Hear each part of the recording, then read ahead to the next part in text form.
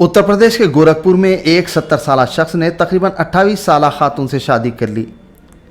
यह दिलचस्प वाक़े की तस्वीर सोशल मीडिया पर वायरल हो गई और इलाके की अवाम में ये शादी बहस का मौजू बन गई।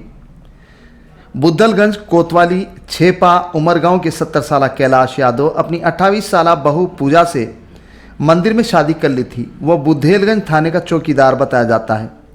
11 साल क़ब्ल उसकी बीवी का देहांत हो गया था।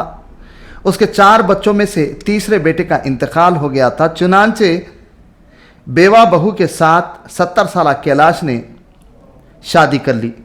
वाज़ेह रहे कि इससे क़ब्ल भी पूजा की एक शादी हो चुकी थी।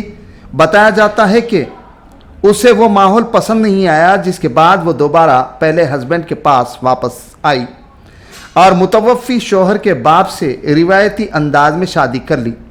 इस अनोखी शादी का मामला सोशल मीडिया के ज़रिए मंजर आम पर आया।